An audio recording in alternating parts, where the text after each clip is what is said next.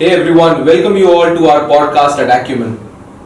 We are one stop for everything into aviation. Today I have with me Mr. Ameya Gore, who is the head for our digital business vertical. Hey Ameya. Hi, Apple. So thanks a lot, first of all, for taking out time and joining us for our monthly podcast. In the interest of people who are joining in for the first time, both for the podcast and also at the organization, it would be great to have your introduction in your own words. Sure. So, first of all, thanks for having me. Very excited to be on this podcast. My career in aviation basically started back in 2006 with Jet Airways. I joined as a STEM graduate in the base maintenance sector of aviation. Worked in Jet Airways for 3 years before moving into the technical consultancy field of basically providing services to the leasing and finance industry. That's where my career in Acumen started 12 years back in 2009. Over the span of the 12 years, I've had the absolute pleasure of working with some great people at Acumen and also growing my career in 4 different business verticals. The current one, which is the digital business, being my latest one. So I've been heading this digital business vertical since October 2019. So my basically academically a professional expertise, if I were to say that would be that I do hold an MBA in aerospace and aviation. And I'm also an ISTAT certified appraiser, where I contribute heavily on the valuations business. That's pretty much me. Awesome. So just to clarify a bit, when you say that you are an MBA from aviation, did you pursue your MBA right after you graduated? No, absolutely not. So I did my MBA from Toulouse Business School as an executive MBA, and it was a program in collaboration with IIM Bangalore. And I did that the 2018-2020 batch, basically. It's a 2-year executive program. So would it be correct to summarize that you do not need to have an aviation degree, a graduate degree, to enter into aviation? Yeah, you're absolutely right. So actually, I am a STEM graduate in with honors in chemistry. So I did move into aviation part mostly by accident. So to answer your question, you just need a passion for airplanes, and you can get into it. Before we jump into the questioning thing, right? So just let me give you a sense of how we have planned today's podcast. So actually, my team reached out to our aviation community and in search of some really interesting questions, right? And what we thought was that because you come with a tremendous experience into aviation, and you would be the right person, a go-to person, to add substantial value in telling our community that what is the direction we are moving towards. Let's start with the questions. Yep. Are you ready? Fire away. Yeah, okay, awesome. So the most frequent question that was asked is that what made you to decide that you have to pursue aviation? Yeah, so as I said, it's I'm a STEM graduate, so it was actually I did not choose aviation. Aviation chose me. It was by accident that I landed a job in Jet Airways in the engineering, quality, and tech services domain. So while I was not an engineer working on the aircraft, but I was very close to it in supporting the back-end services. And that's where the career basically started. And as more involved I was in the overall back office operations of aircraft maintenance, the more I got to know about the aviation leasing and finance industry. And that's when the opportunity actually arose with Acumen Aviation in 2009. I decided to give it a shot because it was very close to where my passions lie. And that's where I basically decided to move into a startup in technical consultancy and advisory services. So it's totally by chance that I'm awesome. Okay. That's great. But given the fact that even if it was not by chance, it is very much possible if you write. Oh, absolutely. Yeah. So there are many avenues in aviation. yes, it is unfortunate that when most people talk about aviation, they think it is pilots, flight crew or cabin crew and maintenance. That's all they know. But there's a whole ecosystem of other activities that happen in aviation, and there are a lot of opportunities in this business. That's amazing. So that's one takeaway for all our viewers as well as our listeners as well. So yeah, the next question is based on a high-end statistics, and this question comes as, so we are expecting the aircraft fleet to expand to around 50,000 aircrafts by 2040, right? While all the established markets in Europe and North America are expected to grow by around 80% and 40% respectively, whereas Asia Pacific is expecting a growth of around 140%.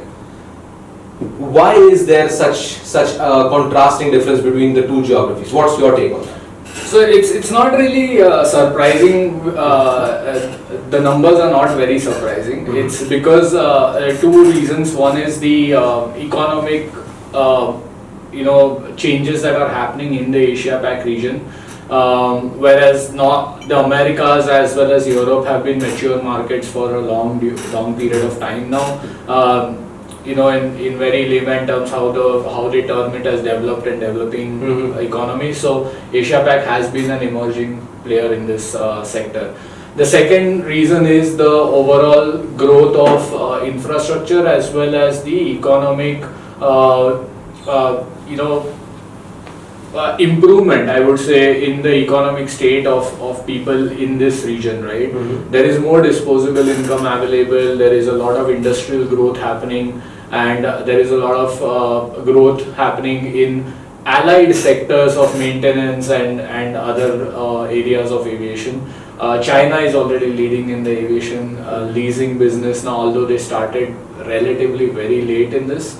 And India, with its latest Gift City initiative, is also very hot on heels of the leasing market. So this is the reason basically why Asia Pac is having that projection of 140% plus growth. The fleets, the amount of population that will move in the transport industry, especially by air travel propensity, it is going to grow, and this is exponential growth which will be witnessed by the entire world in this sector, basically, in this market. Got it. That sounds really promising, at least not just for the aviation industry but also for Indian economy. Yes. And Asia Pac as well. Yes. Awesome. So this one is a very curious question, right? And it makes a lot of sense while I read it.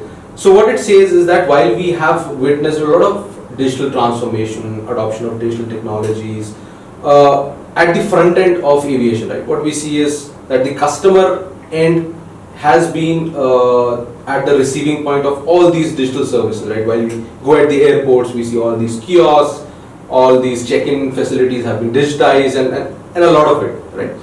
But we also realize that the aviation industry, while it has a great front end in terms of digital infrastructure, the back end operations are still very legacy type, right? Or maybe in a blunt way, it's very outdated, right? There's a lot of paperwork that goes around, and there's this mindset of a slower adoption of technology. What's your take on digital adoption, very specific to the back-end operations of your industry? Sure. So what you have touched upon is what we call as passenger centricity in terms of the operations, right? So the journey, it has always been the case that the passengers have enjoyed the benefits of digital transformation, because every airline wants to create that competitive advantage of giving a very seamless journey to the passenger, thereby garnering their loyalty towards that airline. But when we talk about especially the leasing and finance industry, which is kind of the real back end of the overall sector, there has been adoption, but there has been adoption only to satisfy certain needs of the business. in the last 2 years, the lack of travel and the lack of ability to actually manage the physical assets on the ground has actually changed the mindset towards adopting more digital technologies and digitizing the overall operations as to how you manage the assets. So that is a very welcome thing and a very positive outcome of this pandemic, which otherwise has had nothing but negative outcomes, right? But it has certainly accelerated people's viewpoint towards the digital transformation of their operations. It has given companies like Acumen a clear runway into where we wish to be and what we need to provide as solutions to our customers. So it's certainly been a very positive outcome in that aspect, and it is exciting to watch the demand increasing for digital transformation and for software platforms in this industry now. Got it. That's really nice. So while you also spoke about Acumen, right? So it has paved a kind of a solid roadmap. So all these digital transformation solutions, right? What we hear every day, right? All of these come with an associated output, right? Whenever a company, let's say a lessor or a financing entity wants to transform itself from an aviation perspective, what they expect is improved efficiency, right? Or maybe overall improvement in resource productivity, better operational management, Yes. right? Better data management. So how do you relate to all of that with your roadmap, right? Very specific, because Acumen has been predominantly a solid player in terms of the services, right? While there is a roadmap now for digital business. So what is your alignment with all these value propositions when your digital business is concerned? Yeah, so I mean, looking backwards on our 12-year journey, we started the digital business vertical only 2 years back. And the reason was that we accumulated a wealth of expertise, experience and knowledge in this industry. But at the time that we were running all the services verticals and we were delivering services to our end customers, we also realized that digital solutions to augment these services would provide much more efficiency to our end customers. And that is the reason why we essentially started the digital business journey in Acumen, pivoting ourselves to not only a services company but also a product company. Right now, talking about alignment, so it's very closely aligned, because while we deliver services, we also get feedback from our customers as to how our services are making a difference to them, and at the same time what could essentially help us deliver a better value to the customers. And at the same time, even if they do not take services from us, a digital solution is still going to be a longer term strategy for maintaining, sustaining and improving the efficiency for their operations as they scale.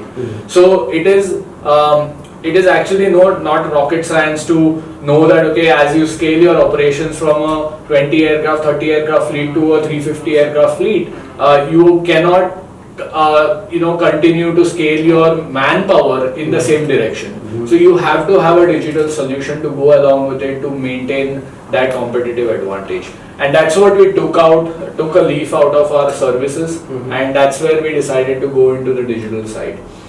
That's great. That's great to hear as well, because what I have been in my past, throughout the experience, what I have also understood from my mentors has been that AIML not necessarily have to be developed for everything, right? Because you might be creating a lot of solutions, right? Let's say 10s of 20s of solutions, but and not necessarily every solution needs an AIML. It at the end of the day, it only comes at, okay, what is the investment and what is the ROI for your end customer? Yes. If your customer has to pay a big amount for a smaller improvement in output, then it does not even make sense. Yes. Cool. So probably my last question, right? Maybe if you come up with an interesting point, I might ask a couple more. But yeah. So what's your vision with your digital business vertical? You talked about SPARTA. so is the product about your vertical, or do you have a long-term roadmap for it? So where do you see yourself and the digital business as a whole in 3 to 5 years of time frame? So to answer to your first part, it's SPARTA is basically a suite of 6 applications at this point in time, but all of the 6 applications are catering to the overall asset life cycle, right from the time it actually comes out of the factory at the manufacturer to the time that it goes to the graveyard to be parted out. So it actually complements the entire asset management life cycle, as we call it. And whether it is an airline customer or a lessor or a financier, we have solutions for all their needs. Okay. So that's how the product is positioned, or the platform is positioned. The vision for the platform is essentially to continue to push the boundaries of the platform capabilities, to ensure that we keep on our eyes and ears open for our customers' feedback, to see where they need more solutioning.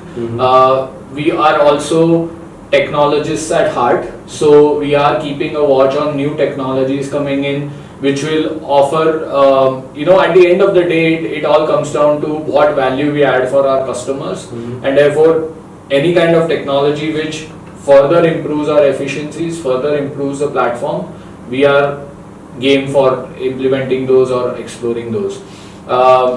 We also have a vision for the next 3 to 5 years to certainly become a well-established solutions provider, not only in the platform product base, but also in terms of digital expertise to the customers when they want to undertake their digital transformation journeys.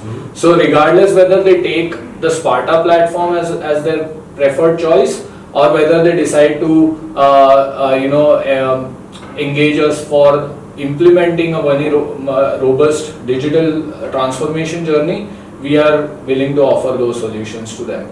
And that's how we see that we will become a very established player in this market, serving the markets that we love, serving our customers that we really absolutely take pride in. And we will just continue this journey towards making breakthroughs in this digital environment. That's amazing. And so, yeah, as I said, so a question popped up in my mind. So currently this business is new, right? As you rightly said, it started around 2 years back. What's your current strength in terms of your team, your internal verticals, and how do you see it scale over the period of time? So we set up the business vertical, as I said, in October 2019, and we established a team of 10 members. Initially there were 10 members, which now currently stands at 16, 2 years down the line. Despite the pandemic, because of the demand that we saw, we also decided that we need to kind of have a more diverse skill set in the team. So currently we have 4 core teams or sub teams, I should say, within the business vertical. One is obviously the digital sales. The second is the product support and customer success. The third is actually the development, and the fourth is the digital advisory services team. So basically the product development team is probably the biggest resource pool, because we have front end, back end developers, we have the quality assurance team, so on and so forth, and the rest of the teams kind of rally around the product team, bringing in leads, helping our customers, onboard them on the platform, help them through their familiarization with the platform, and subsequently help them in achieving the efficiencies that they want. And the other teams in Acumen, which deliver services, are also what you can say the silent partners, I would like to call them, because they also help us in implementing the product, as well as data management, entering or uploading data into the platform, which can be at times labor intensive, so they provide their able support on that. So that's the overall strength. We hope to grow more. Certainly, as the demand goes up and the platform expands, we would hire more people. One thing I would like to add is we also have a very robust partnerships with some of the technology companies whom we continue to engage when the need arises, if it is preparing some AI models or RPAs specific to a certain use case. We also have people in the 3D and digital twin technology space, so we are kind of engaged with a lot of outside partners as well. Awesome. So that was Ameya signing off. To all our viewers and listeners, we will be back again next month with yet another interesting topic in aviation. Till then, stay tuned. To know more, reach out to us at sales@acumen.aero or support@sparta.aero. We would be happy to assist.